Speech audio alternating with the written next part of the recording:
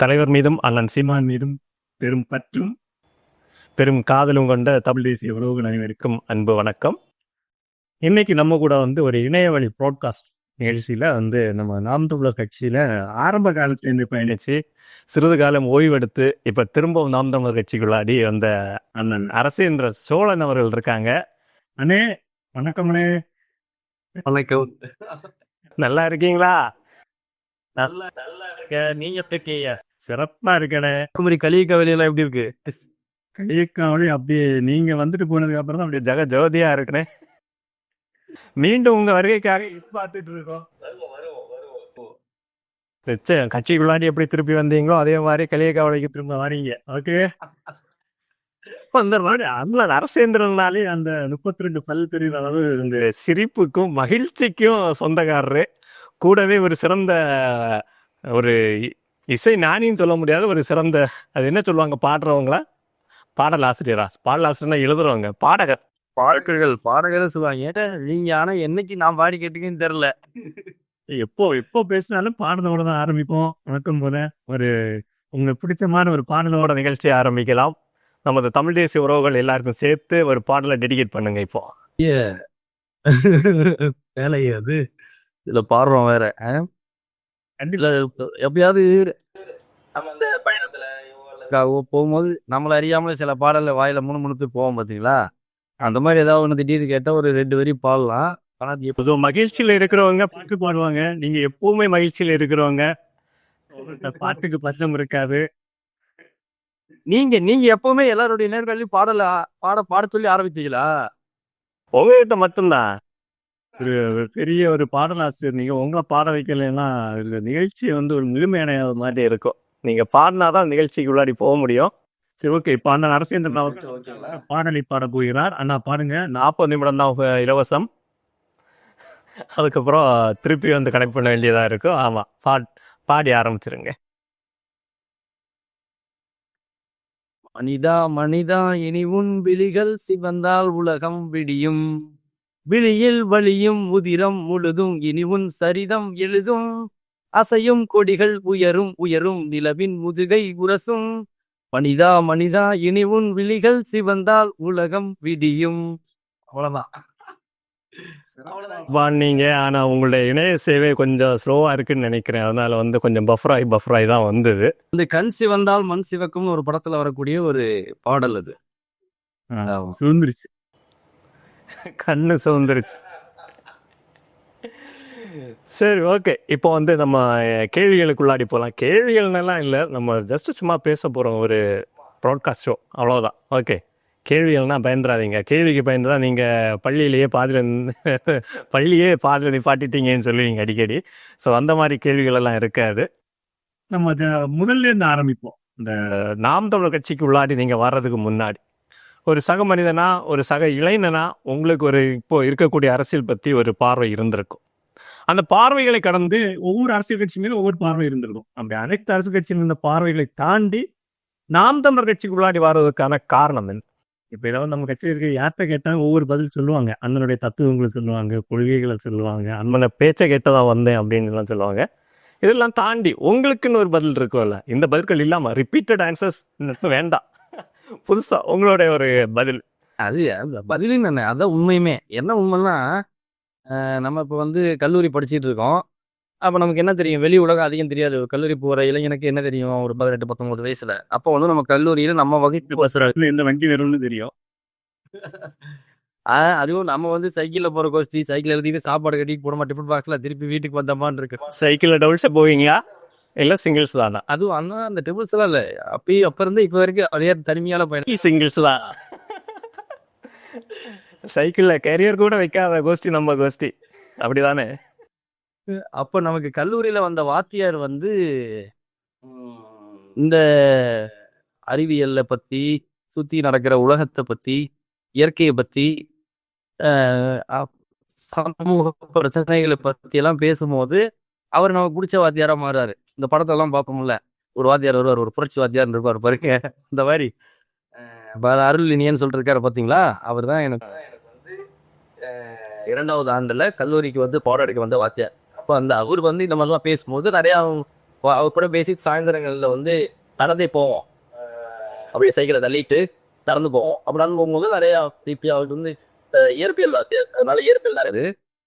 அப்போ அப்படி பேசும்போது அவரு இதுல நாம் தமிழர் கட்சியில இருந்து அவங்க வந்து சேலத்துல ஒரு இடத்துல நிகழ்வு நடத்தும் போது இந்த இடத்துல நிகழ்வு நடக்குது. அப்ப எல்லாரும் பட்டம் பொம்மை வச்சிருப்போம். இது எந்த ஆண்டு நடக்குது? இதுதான் நடக்குது வந்து 2014 அந்த சமயம் 13 14 அந்த சமயங்கள்ல. அப்ப அந்த டெக்ஸ்ட் மெசேஜா அவர் அனுப்புறாரு, இந்த மாதிரி மாலை 4 மணி கூட்டம் வந்து விடுங்கள் அனுப்புறாப்புல. ஆமா, அந்த கூட்டத்துல வந்து அப்ப வந்து 2 பேர் வந்து சிறப்பு பேச்சாளர்லாம் வந்திருந்தாங்க. இப்ப வந்து அவங்க 2 பேரும் இங்க இல்ல. அவங்க 2 பேரும் வேற வேற இடங்கள்ல வேற வேற உயிர்கள்ல இருக்கிறாங்க, போயிட்டாங்க. அப்போ அவங்கள கேட்டுதான் அப்போ நம்ம உள்ள வரோம். அப்போ நம்மளும் இந்த மாதிரிலாம் இருக்கணும், நம்மளும் இந்த மாதிரிலாம் நம்ம வந்து பேசணும் செய்யணும் அப்படின்னு சொல்லிட்டு அதுக்கப்புறம் அப்படியே அந்த தொடர்புகள் நம்ம எதை எதை தேடி போறோமோ எதை அனுமதிக்கிறோமோ அப்போ அது வந்து அதிகமாக நம்மை தேடியும் வரும் அப்படிங்கிற மாதிரி அந்த அரசியலுக்குள்ள நம்ம போகணும், இயங்குற வாய்ப்பு கிடைச்சது, இயங்கணும். இதுதான் ஏன் உள்ள வந்தது. ஒரு ஆசிரியரால தான் அரசியலுக்குள்ளாடி வந்திருக்கீங்க. ஒரு அரசியல் பாடத்தை தாண்டி அவர்கிட்ட பேசுறதே வந்து பெரிய விஷயம். ஆனா அரசியல் பேசி உங்களை அரசியலுக்குள்ளாடி கொண்டு வந்திருக்காருன்னா உண்மையாவே ஒரு வித்தியாசமான ஒரு பதில். நான் எதிர்பார்க்காத பதில். நான் உண்மையாக தான் எப்படி எதிர்பார்த்தனோ அதே மாதிரி ஒரு பதிலை நீங்க கொடுத்துட்டீங்க. ஓகே, இப்போ அரசியலுக்குள்ளாடி வந்துட்டீங்க. ஒரு மாணவ பாசறையில மாநில பொறுப்பு எப்படின்னு நினைக்கிறேன், அப்படிதானே? இருந்து செயல்பட்டோம், இயங்கணும். அதுக்கேற்ற மாதிரி நல்ல மாநிலம் முழுக்க அலைஞ்சோம், ஒருங்கிணைச்சோம். ஒரு சிறந்த பேச்சாளர் அதை சொல்லாம விட்டுட்டேன்.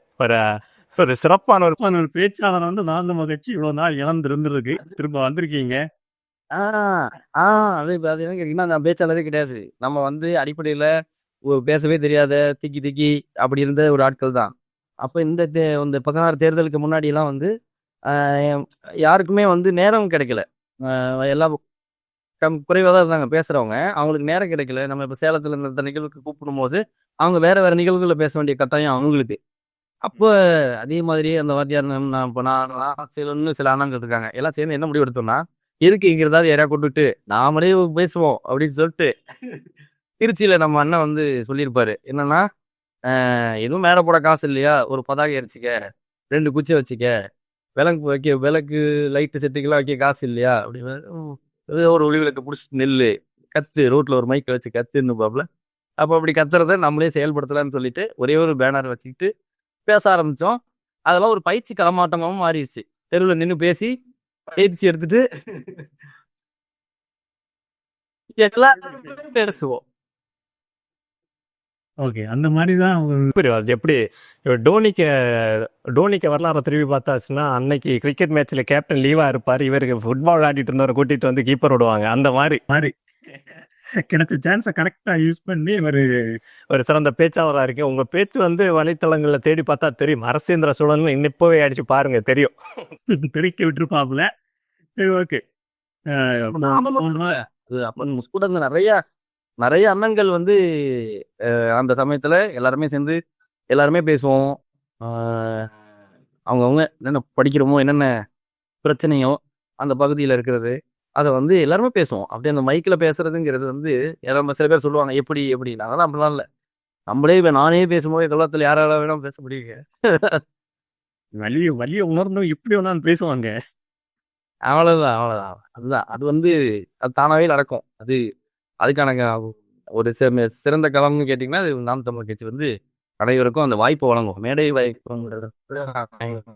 இப்படி உங்களை வந்து ஒரு பேச்சாளராக, ஒரு மாநில பொறுப்பாளராக, ஒரு தலைமைத்துவ பண்போட உங்களை வந்து நாம் தமிழர் கட்சியை வளர்த்து விட்டுருக்கு அப்படின்னு நீங்க சொல்றீங்க. ஆனாலும் சில காரணங்களால கட்சியை விட்டு கொஞ்ச நாள் வெளியே இருந்தி, இப்போ வந்து நிறைய பேர் கட்சியை விட்டு வந்து வெளியே போயிட்டு இருக்காங்க. வெளியே போயிட்டு கட்சி சரியில்லை, அண்ணன் சீமான் சரியில்லை, சீமான் வந்து திராவிட கைக்கூலியா இருக்காரு, பிஜேபியோட பி டீமா இருக்காரு, அப்படியெல்லாம் விமர்சிக்கிறாங்க. ஆனா நீங்க வந்து சைலண்டா இருந்தீங்க, கட்சியுடைய ஒரு ஆதரவாளரா அப்படி ஓரமா உட்காந்து கட்சியில் என்னென்ன நடக்குது, கட்சி நிகழ்வுகளை வந்து அப்படி எங்களை விட அப்டேட்டடா இருப்பீங்க. அப்படின்னு ஒரு கட்சியில ஒரு விஷயம் நடக்குதுன்னா எங்களை விட நீங்க அப்டேட்டடா இருந்திருக்கீங்க. அந்த மாதிரி தான் இருந்துட்டு இருந்தீங்க வெளியில. இப்போ கட்சி வெளியே போனதுக்கான காரணம், இப்ப இவர்களை மாதிரி அண்ணன் வந்து எனக்கு சீட்டை தீர்த்து தரல, அண்ணன் வந்து எனக்கு பொறுப்பு தரல, அண்ணன் வந்து என்ன வளர விடல, அந்த மாதிரி தான் பதில் வச்சிருக்கீங்களா இல்ல புதுசா ஏதாச்சும் உங்கள்கிட்ட இருக்கா? அப்படிலாம் இருக்கவே இருக்காது. அப்படி அது எதுவுமே உண்மை கிடையாது. என்னன்னு கேட்டீங்கன்னா, இது இப்ப நம்ம வந்து நம்ம அதான் வெளிய போல அமைதியா இருக்கோம் அப்படிங்கிறது தான் சொல்ல முடியும். அந்த அமைதிக்கான காரணம் என்னன்னா, நம்ம இது வந்து ஒரு சில குறிப்பிட்ட ஆண்டுகள் வந்து நம்ம முழு நேரம் செஞ்சுட்டு இருந்தோம். அப்போ வந்து இந்த தனிப்பட்ட நமக்குன்னு இப்ப இருக்க வீடு, வீடு சார்ந்த பொருளாதாரம், அப்புறம் நம்முடைய பொருளாதார வாழ்க்கை, இதுக்கு வந்து ஏதாவது நம்ம செய்யணுன்ற சூழல் வரும்போது, நமக்கு என்ன செய்ய தெரியும்?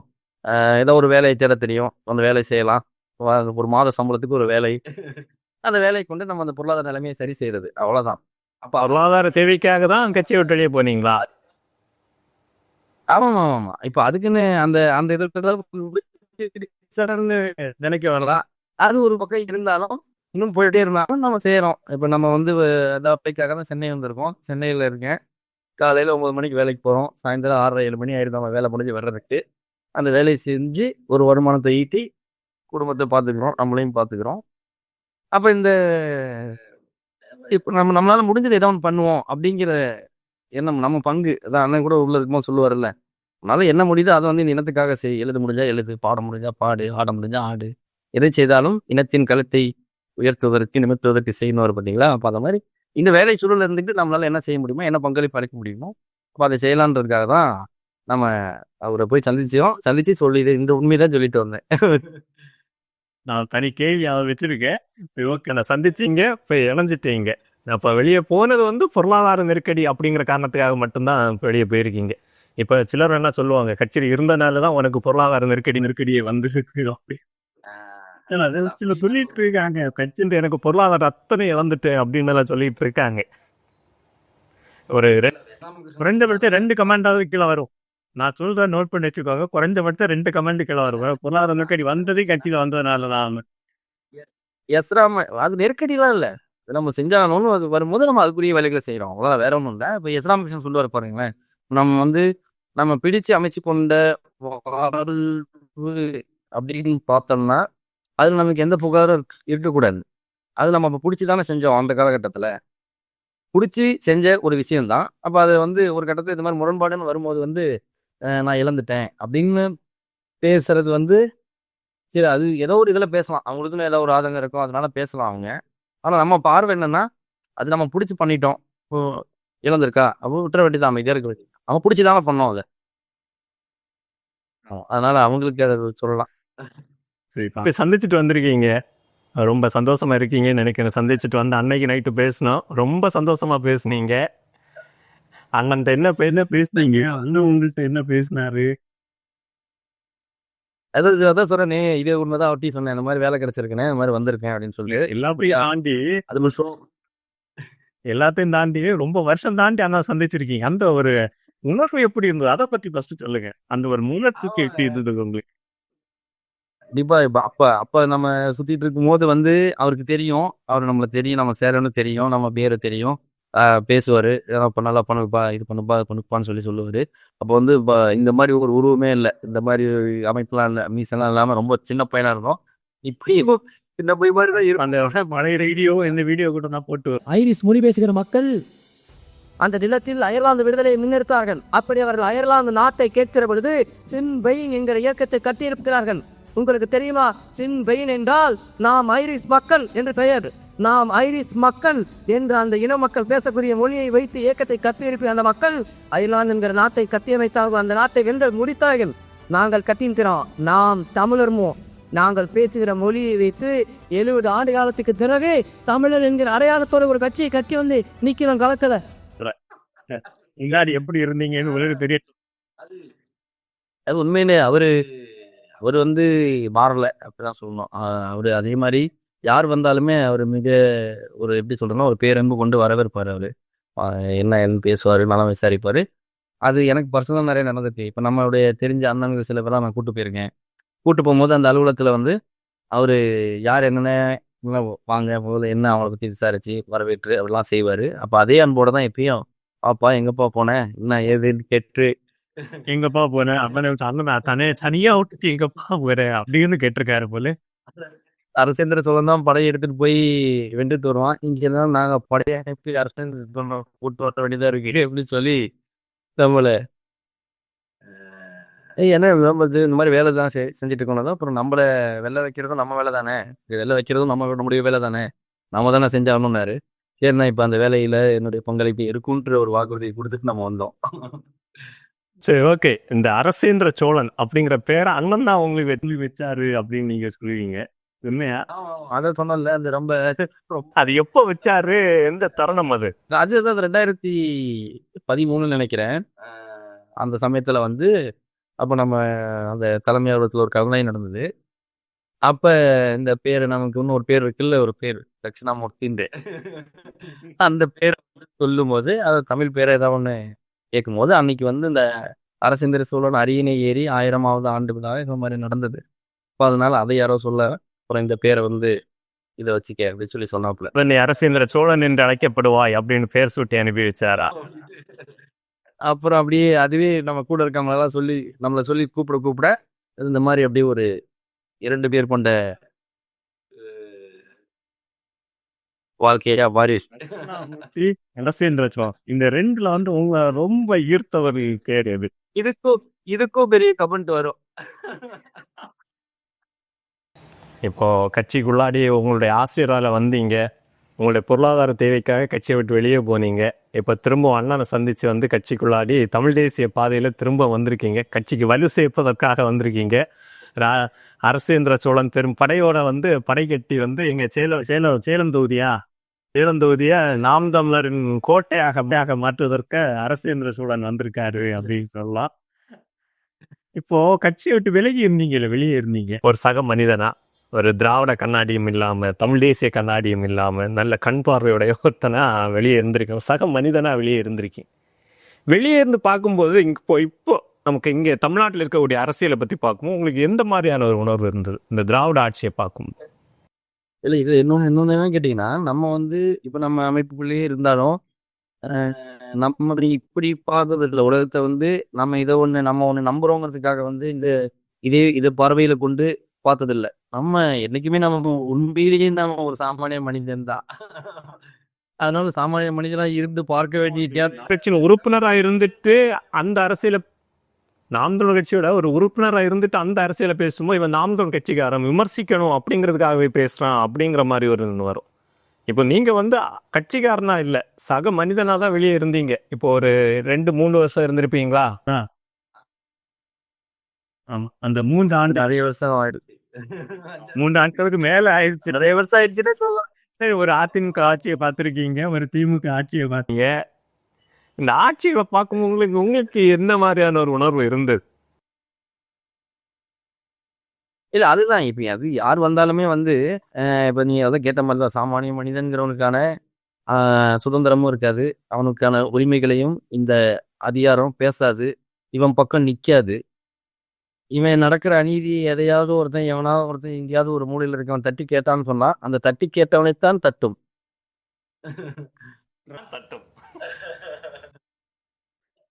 எந்த இடத்துல உணர்வு? இப்போ இந்த அதிமுக ஆட்சியிலும் சரி திமுக ஆட்சியிலும் சரி நிறைய விஷயங்கள் நடந்தது. இந்த தட்டுறவனை தட்டும் அப்படிங்கிற விஷயத்த வந்து இந்த நடந்த எந்த விஷயத்துல வந்து நீங்க உணர்ந்தீங்க? குறிப்பிட்டு ஒரு விஷயம் இல்லை, நடக்கிற அத்தனை விஷயமே நம்ம செய்தின்னு நம்ம பெருசா எனக்கு எந்த செய்தியும் வந்து சேராது. அது ஒரு தனி கதை. ஆனா நம்ம திரும்பி பார்த்தாலே நமக்கு தெரியுது, ஏதாவது ஒரு செய்தி வருதா அப்படின்னா யாராவது ஒருத்தர் போராட்டம் பண்ணியிருக்காங்கன்னா அவங்கள தான் வந்து தாக்குறாங்க. யாராவது ஒருத்தர் ஏதோ ஒரு அநீதி நடக்குது, தவறு நடக்குதுன்னு கம்ப்ளைண்ட் பண்ணா அப்போ அவங்கள தான் வந்து இப்போ இருக்கக்கூடிய அரசு வந்து பார்த்தீங்கன்னா அவங்கள தான் குற்றம் சொல்லுது என்ன ஏதுன்ட்டு. அப்போ இது ஒன்றும் பெருசா மக்கள் பக்கம் நிற்காது அப்படிங்கிறது நமக்கு தெள்ள தெளிவாகவே தெரியும், அது மக்களுக்குமே தெரியும். இங்கதான் நம்ம விசித்திரமானவர்கள் மக்கள். அது அவங்களுக்குமே தெரியும். ஆமா, அது அவங்களுக்குமே தெரியும். அவங்களுக்கே தெரிஞ்சிருந்தாலும் அவங்க மனசுக்குள்ள ஒரு மாற்றம் வருவதற்கு, அவங்களுடைய நம்பிக்கையை பெறுவதற்கு பெறுவது பெரிய விஷயம். அந்த நம்பிக்கையை வந்து அதிகப்படியான அந்த பெருகிற வேலையை வந்து இப்போ நாம் தமிழர் கட்சி தீவிரமாக செஞ்சுக்கிட்டு இருக்கு. இந்த நம்பிக்கை கட்டாயம் ஒரு நாள் அனைவருடைய மனதிலையும் அந்த நம்பிக்கையை ஏற்படுத்தும், வெல்லும் அப்படிங்கிறது தான் உண்மை. அந்த ஆட்சியில வந்து என்ன குறை கண்டிங்கன்னு கேட்டாச்சுன்னா நாம் தமிழர் கட்சி வெல்லும் அப்படின்னு சொல்லி முடிச்சிட்டீங்க. அந்த குறைக்கான தீர்வை வந்து நாம் எழுதுறது தான் அப்படி நாசுக்கான ஒரு பதில். சரி, ஓகே. இப்போ வந்து நம்ம கட்சியை விட்டு நிறைய பேர் வந்து வெளியே போயிட்டு இருக்காங்க. இப்போ நீங்க சொன்னீங்க, இந்த ஆட்சி வந்து தட்டுறவனை தான் தட்டுது அப்படின்னு சொன்னீங்க. ஆனா வெளியே போறவங்க சொல்ற பதில் என்னவா இருக்குன்னா, அண்ணன் வந்து திராவிட கட்சிகளுக்கு வந்து என்ன ஒரு பி டீமா இருக்காரு. பாஜகவுக்கு பி டீமா இருக்காரு. அப்படிங்கிற விமர்சனம் வந்து அண்ணனை கூட இருந்துட்டு வெளியே போனவங்க சொல்றாங்க. ஆனா வெளியே போனவங்களும் கூட எங்க போய் நிக்கிறாங்கன்னு பார்த்தாச்சுன்னா, நேரடியாக திராவிடத்தையும் பாஜகவை ஆதரிக்கிறவங்க கூட தான் போய் நிக்கிறாங்க. முடிஞ்சது வேலை. அப்ப நமக்கு அதுலயே தெரிஞ்சிருச்சுல்ல. அப்ப இது என்னன்னா, இதான் நமக்கு வந்து ஒரு வகையில பார்த்தீங்கன்னா, வருத்தத்த தான் ஏற்படுத்தும். அது எப்படி உடனடியா மாற முடியும்னு தெரியல. இவங்களுக்கெல்லாம் ஆனா அது எளிதா கை வந்த கலையா இருக்கு. போன உடனே என்னன்னா, அது என்னன்னு கேட்டீங்கன்னா, இப்ப அதுவே நம்ம வந்து நமக்கு வந்து உங்களுக்கு ஒரு தனிப்பட்ட வாழ்க்கை இருக்கலாம். எனக்கு ஒரு தனிப்பட்ட வாழ்க்கை இருக்கலாம். இதுல நமக்குன்னு சில நண்பர்கள் இருக்கலாம். இவங்க இவங்க இவங்க இவங்க நமக்கு நம்மள விட்டு போறாங்க. நம்மகிட்ட பேசாம போறாங்க. நமக்கு எதிரா நிக்கிறாங்கன்னும்போது நமக்கே ஒரு வலி இருக்கும். இப்ப அதே மாரி தான் அண்ணனையும் பார்க்க முடியுது. என்னன்னா, இவங்கலாம் வந்து ஒரு அரசியல் ரீதியா ஆரம்பிச்ச பிறகு வந்து சேர்ந்தவங்க இல்ல. அதுக்கு முன்னாடி இருந்தே நண்பர்களா இருந்தவங்க தான். அப்ப நண்பனா இருந்துட்டு, அது இன்னைக்கு ஏதோ இந்த ஒரு ஒரு அரசியல் கட்சியாக ஏதோ ஒரு இந்த ஒரு சித்தாந்தம் ரீதியா எதிர்ல போய் நிக்கும்போது, எப்படி அவ்வளோ எளிதா வந்து இங்க நட்பா பழகுன ஒரு இதையே எதிர்த்து பேசுறாங்கன்னு தெரியல. அது பேசுறாங்க. அது வந்து வருத்தத்த தான் அளிக்கும். அது அவரையும் அண்ணனையும் ஒரு வகையில வருத்திருக்கலாம். யாருக்கா இருந்தாலும் அந்த நண்பர்களா இருந்துட்டு அவங்க போகும்போது வருத்தத்த தானே குடுக்கும். அப்போ அவங்க அவங்க அவங்க பேசுறாங்க. அது அங்க இருக்காங்க. அதான் அந்த விடையவே நீங்க கேள்வியிலேயே சொல்லிட்டீங்கல்ல. அது அவங்க அங்க இருக்காங்க. அதனால பேசுறாங்க. இப்போ வந்து நீங்க வந்து வெளியே இருக்கும்போதும், இப்போ கட்சியை விட்டு நிறைய பேர் வந்து வெளியே போயிட்டு இருக்காங்க. யாராவது ஒரு ஆள் கட்சியை விட்டு வெளியே போகுமோ, இவங்க வெளியே போனதுனால கட்சி இவங்க வெளியே போயிட்டாங்களே அப்படிங்கிற மாதிரி உங்களுக்கு ஏதாச்சும் தோணியிருக்கு? இல்ல அப்படி ஆமா இப்ப நான் அந்த சொன்னேன் பாருங்களேன். இந்த காலேஜ் படிச்சுட்டு இருக்கும்போது நம்ம போய் இப்ப வந்து கலந்துக்கிட்ட முதல் கூட்டத்திலேயே அந்த 2 சிறப்பு பேச்சாளர்கள் வந்து ஒண்ணு கல்யாணம் அண்ணன், இன்னொன்னு ராஜீவ் அண்ணன். இப்போ ஒரு பெயிண்டிங் கான்ட்ராக்டர் ஆயிட்டாரு. வாழ்த்துறா அதெல்லாம் சொல்லுவாங்க. வேணாமா? அவரு இல்ல, இல்ல. அவங்க அவங்க அவங்க அவங்க அவங்கெல்லாம் பார்த்து தான் இப்ப நமக்கு ஒரு ஈடுபாடு வந்தது. அவங்கெல்லாம் அதான் நல்ல சிந்தனை கொண்டவர்கள் தான். நல்லா பேசி அந்த சிந்தனையை இன்னொருவருக்கு கடத்துகிற ஒரு திறமையும் அந்த வல்லமையும் பெற்றவர்கள் தான். இப்படி இவங்க ஒவ்வொருத்தர் யார் போனதுமே வந்து இழப்பு தானே. ஒரு ஒரு நல்ல இந்த மாதிரியான திறமைகள் வாய்த்தவர்கள் அவங்க வெளியே போறதுங்கிறது இழப்பு தானே. இது எல்லாரையுமே நான் வந்து ஒரு இதாக தான் பார்க்குறேன். இழப்பாக தான் பார்க்குறேன். இழந்துருக்காங்க தான். ஆனா இப்ப மாற்றான வேலை என்னன்னா, அதை விட வலிமையானவர்களையும் அதை விட திறமையானவர்களையும் உள்ளிருப்பவர்களை உருவாக்குவதுன்னு ஒன்று. அப்ப அந்த வேலையும் இப்ப தீவிரமா செஞ்சுக்கிட்டு இருக்காங்கிறத நம்ம கண் முன்னாடி பார்க்கலாம்ல. இப்போ அவங்க வெளியே போறாங்க. வெளியே போறதுக்கான காரணங்கள் எதுவாக இருக்கு? இப்போ வந்து போயிட்டு வந்து ஒரு அதிகார பக்கம் தான் அவங்க நிக்கிறாங்க. போயிட்டு வந்து ஒரு தனியா ஒரு இயக்கம் கட்டவோ, இல்ல வந்து ஒரு அங்கீகாரம் வச்ச ஒரு அரசியல் கட்சியிலயோ அவங்க போய் நிக்கல. நேரா அவங்க எங்க போறாங்கன்னா, அங்கீகாரம் இருக்கக்கூடிய, அதிகாரம் இருக்கக்கூடிய பக்கம் தான் போறாங்க. அப்ப இங்கிருந்து வெளியேறதை வந்து அதுக்காகத்தானா? இல்ல வந்து இங்க உண்மையாவே ஏதாவது முரண் இருந்திருக்குமா? இது அது என்னன்னு கேட்டேன். இப்ப நம்ம தலைவர் சொல்றாரு இல்லையா? இப்போ ஒரு போராட்டத்தை வெல்ல வைப்பது வந்து ஆள் பலமோ, படை பலமோ, பணபலமோ இல்ல, ஆன்ம பலம் தான்றாரு பார்த்தீங்களா? அப்ப ஒரு விஷயம் வந்து இது எல்லாம் பல பேரும் கூட இந்த இப்ப இன்டர்நெட்ல எல்லாம் ஓட்டுறாங்க இல்லையா? இப்ப தோற்றால் பயிற்சி, தொடரும் முயற்சிங்கிறத ஓட்டுறாங்க எல்லாம். இது அவங்க ஓட்டுவாங்க. ஆனா இதுல இருக்கக்கூடியது என்னன்னா, இது வந்து இப்ப இந்த ஒரு படையோட உள்ள பலத்தை குறிக்கக்கூடியது தான். இவங்க வந்து தோல்வியை பற்றி சிந்திக்கக்கூடிய கூட்டமே கிடையாது. தோல்வியோ ஒரு தோல்வி. அப்படின்னு நினைக்கிறாங்களா? அப்ப இது இந்த போராட்டத்தின் பக்கம் கடைசி வரைக்கும் உள்ள உறுதியோடு நின்னோம் அப்படிங்கிறது தானே வரலாறு. அப்படி அப்படி நின்னாதானே வரலாறு. அப்ப அந்த தொடர்ச்சியான உள்ள உறுதி வந்து குலைகிற சமயத்தில் இப்படியான முடிவுகள் இவங்க எடுக்கிறாங்களோன்றது என் யோசனை, என் பார்வை. அப்ப அதை நீ சொல்றீங்கல்ல, இவங்க இங்கேருந்து வெளியே போய் எங்க நிக்கிறாங்கன்னா, இந்த மாதிரி ஏற்கனவே வென்றவர்கள், இவங்ககிட்ட ஆட்சி இருக்கு, இவங்ககிட்ட அதிகாரம் இருக்கு, இவங்ககிட்ட பணம் இருக்கு, இவங்ககிட்ட பலம் இருக்கு அப்படின்னு இவங்க யாரும் நினைக்கிறாங்களோ அவங்க பக்கம் போய் நிக்கிறதுக்கான காரணம் என்னன்னா, இப்ப இந்த மாதிரியான இந்த போராட்ட வாழ்க்கையில அவங்களால தொடர்ச்சியான அந்த மன உறுதியோடு நிக்க முடியாதது காரணமா இருக்கலாம்ங்கிறது என் பார்வை. ஓகே, சிறந்த பார்வை. வாழ்த்துக்கிறோம்.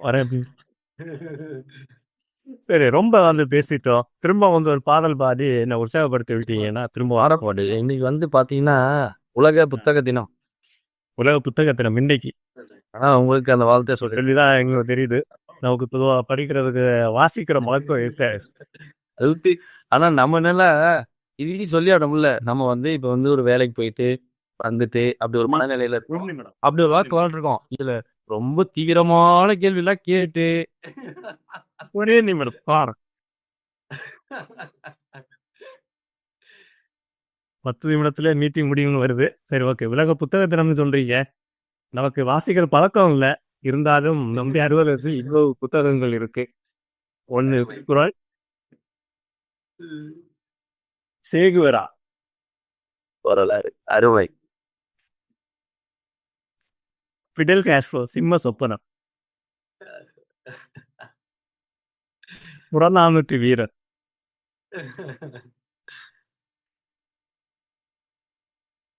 தமிழர் மறை,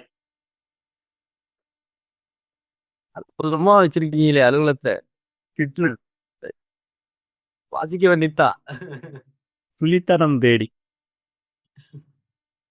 இவ்வளவு புத்தகத்தை வாங்கி இனிமேல் அது படிக்கணும் அப்படிங்கிற ஒரு நோக்கத்துக்காக வாங்கி வச்சிருக்கேன். நீங்க இன்னைக்கு உலக புத்தகத்தினோட சொல்றதுனால நான் இன்னைக்கே இந்த ஒவ்வொரு புக்லயும் ஒவ்வொரு பக்கத்தை படிச்சுட்டு தான் இன்னைக்கு ஆபீஸ் விட்டு வெளியே போறது. அலுவலகம் அருமையா இருக்கு. அலுவலகத்துல நிறைய சிறப்பான புத்தகங்கள் வச்சிருக்கீங்க. அதான் உங்களுக்கு உங்களுக்கு வாழ்த்துக்கள் முதல்ல. நன்றி நன்றி. உங்க மூலமா நான் வந்து வாசிக்க ஆரம்பிக்க போறேன். இப்போ நீங்க வந்து ஒரு சிறந்த வாசகர். நீ ஒரு அரசியல்வாதிங்கிறத கடந்து ஒரு சிறந்த வாசகர் போல. நீங்க படிச்ச புத்தகங்களும் உங்க இவ்வளவு சொல்றீங்க இதெல்லாம் கேட்டா இதை கேட்டா இந்த உலக நந்த என்ன பத்திக்கிற மாதிரி நம்ம நம்ம வந்து எல்லாத்துலயுமே ஒரு அரைக்குறை மாதிரி நம்ம அரசியலா போனோமா அப்படியே வேலையா போனோமா அது புத்தகமா எல்லாத்துலயும் அப்படி கொஞ்சம் கொஞ்சம் கொஞ்சம் கொஞ்சம் அப்படின்னு ஒரு வாழ்க்கை வாழ்ந்துகிட்டு பயணி. அது வேணா நிறைய பண்ணோம் அலைஞ்சு தெரிஞ்சோம்.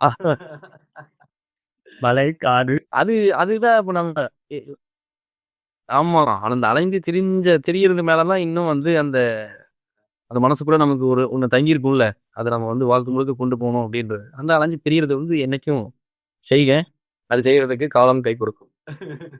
கண்டிப்பா. இப்போ வந்து நம்ம லைவ் வந்து கூடிய முடிய போதும். அதுக்குள்ளாடி நீங்க படித்த புத்தகத்துல ரொம்ப பிடிச்ச உங்க மனசு ஒரு தாக்கத்தை ஏற்படுத்தும் புத்தகம் தான் இது. அது என்ன புத்தகம்? அந்த புத்தகத்தை பத்தி கொஞ்சம் சொல்லுங்க. அது அது அது நமக்கு அதான் ஒன்று ரெண்டுன்னு இருக்காது. அந்தந்த நேரத்தில் நமக்கு படிக்கும்போது நிறைய புத்தகங்கள் அது எப்பயுமே நமக்கு அப்படி இருக்கும். அப்படி இவர் எஸ் ராமகிருஷ்ணன் வந்து அவருக்கு நிறைய புத்தகம் படிச்சிருக்கேன் நான். அவரு வந்து இந்த உருப்பசின்ற புத்தகம் அவருக்கு, அப்புறம் சிறிது வெளிச்சம்னு ஒரு தொகுப்பு இருக்கு அது, அப்புறம் என்னையவே இந்த பயணத்தின் பயண ஒரு வாழ்க்கையை வாழ்ந்து பார்க்கணும்னு என்னைய தள்ளுனதே அவரோட புத்தகம் தான். தேசாந்திரின்னு ஒரு புத்தகம் இருக்கு. இதுல வந்து அரசியலுக்கு தகுனாரு அவரு. அந்த புத்தகம் வந்து உங்க ஒரு பயணியா தள்ளி இருக்கு. சரி, அடுத்து அப்புறம் அந்த வாழ்க்கைக்கான தேடல், வாழ்க்கைக்கான பொருளாதாரத்தை ஈட்டணுங்கிறது வந்து எங்க போய் உங்க வந்துச்சு? அடுத்த நேரம் சாப்பாடு எப்படின்னு யோசிச்சு தானா மாறிட்டேன் அப்படின்னா அது வாங்கி வாங்கி கொடுத்துட்டுனாங்க. இப்போ அந்த மாதிரி நண்பர்கள் இருப்பாங்க, சாப்பிட காசு இருக்காதான், சாப்பாடு வேணும் அப்படின்னா என்ன வாழ்றையோ இருந்தால் ஒரு 50 ரூபா கொடுப்பாங்க. அதை வச்சு ஏதாவது ஒரு மதியம் ஒன்று சாப்பிடுவோம். அப்புறம் நம்ம வந்து நம்ம ஏதாவது தேர்ந்து ஏன்னா அது இந்த அது அது இப்போ இது சொல்கிறாங்களே ரெகுலராக ஒரு வாழ்க்கை இருக்கும். அது இந்த படிப்பு படிப்பு ஒட்டி இந்த கல்லூரி அது மாதிரி மேறு படிப்பு ஏதாவது அதை முடிச்சு ஒரு கெரியர்னு தான் சொல்கிறாங்க பாருங்க. அந்த மாதிரி ஒரு சராசரி வாழ்க்கை நமக்கு அமையலை. அது அமையாதது குறித்து நமக்கு புகாரும் இல்லை. ஏன்னா அவ்வளோ பெரிய உலகம் நமக்கு அறிமுகமாயிருக்கு. நிறைய மனிதர்கள் நமக்கு தெரியும், பயணப்பட்டிருக்கோம். பயணத்துலதான் நம்ம 2 பேருமே ஒரு பழக்கம்.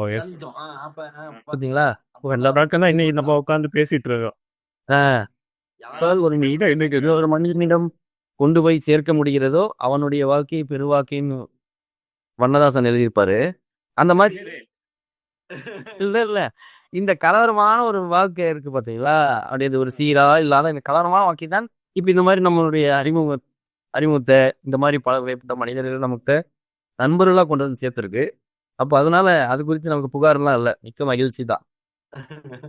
ஓகே, ரொம்ப மகிழ்ச்சியா இருக்கீங்க. இதே மகிழ்ச்சி உங்களுக்கு வந்து இந்த ஆயுள் முழுக்க வந்து நீளணும். அப்படியே கடைசியா ஒரு பாடலை பாடி இந்த நிகழ்ச்சியை வந்து நிறைவடைய வச்சிருக்கீங்கன்னா நான் வந்து சந்தோஷமா சைன் ஆஃப் பண்ணிப்பேன். சிவாஜி பாட்டு இருக்கு, பழைய பாட்டு ஒண்ணு. இந்த பல ஸ்டார் தான் பிரச்சனை இல்லை, அந்த பாட்டை தேடி கேட்டு பாருங்க, நல்லா இருக்கும். என்ன நெஞ்சிருக்கும் எங்களுக்கு நாளை என்ற நாளிற்கு வாழ்ந்தே தீருவோம். நெஞ்சிருக்கும் எங்களுக்கு நாளை என்ற நாளிற்கு வாழ்ந்தே தீருவோம். எங்கே கால் போகும் போக விடு, முடிவை பார்த்து விடு. எங்கே கால் போகும் போக விடு, முடிவை பார்த்து விடு. காலம் ஒரு நாள் கை கொடுக்கும், அதுவரை பொறுத்து விடு. காலம் ஒரு நாள் கை கொடுக்கும், அதுவரை பொறுத்து விடு. சூப்பர். நான் கேட்காத ஒரு கேள்விக்கான பதிலா வந்து இந்த பாடல் இருந்தது. கண்டிப்பா உங்களுடைய மனசுக்குள்ள அப்படி இவருடைய ஆசைகளின் பிரதிபலிப்பா தான் இந்த பாடலை வந்து நம்ம பார்க்கணும். சரி, ஓகே. அரசேந்திர சோழன் மிக விரைவில் வந்து கட்சி மேடைகளில் வந்து ஒரு பேச்சாளரை வந்து பார்க்கணும். பெரிய பெரிய வேலை, அதுக்கு நிறைய பேர் இருக்காங்க, நிறைய அண்ணன்கள் இருக்காங்க, மிக சிறப்பாக செஞ்சுக்கிட்டு இருக்காங்க. அவர்கள் அதோடைய பண்டம் சார், நீங்க இணைந்து சீகன் பண்ணணும் அப்படிங்கிறது தான் எங்களுடைய ஆசை. ஏன்னா வந்து நான் கட்சிக்குள்ளாடி வரும்போது வந்து நீங்க பேசி நான் கேட்டதில்லை. நான் இதை இணையத்துல தான் பார்த்துருக்கேனே தவிர நேரடியாக வந்து மேடையில் வந்து நீங்க பேசி பார்த்ததில்லை. சரி, ஓகே. மீண்டும் வெகு வெகு விரைவில் வந்து நம்ம சந்திப்போம். கண்டிப்பா. கண்டிப்பா. இன்னைக்கு வந்து இணைய வழியான இந்த கலந்துரையாடல் வெகு விரைவில் வந்து நம்ம நேரடியாக சந்திச்சு நேரடியாக வந்து ஒரு கலந்துரையாடலை மக்களுக்கு வந்து நம்ம கொடுப்போம். தமிழ் தேசிய பாதையில் என்றும் பயணிப்போம். தமிழர்களுக்காக பயணிப்போம். தமிழர்கள் விடுதலைக்காக பயணிப்போம். நிச்சயம். அண்ணனோடு பயணிப்போம். குறிப்பா அண்ணனோடு பயணிப்போம். இறுதி வரை அண்ணத்தோடு பயணிப்போம். சத்தியம் பண்ணுங்க. உறுதிமொழி கிண்டி. நம்ம வாக்குறுதினா உறுதிமொழி. ஓகே. நன்றி. மகிழ்ந்துருங்க. எஸ்.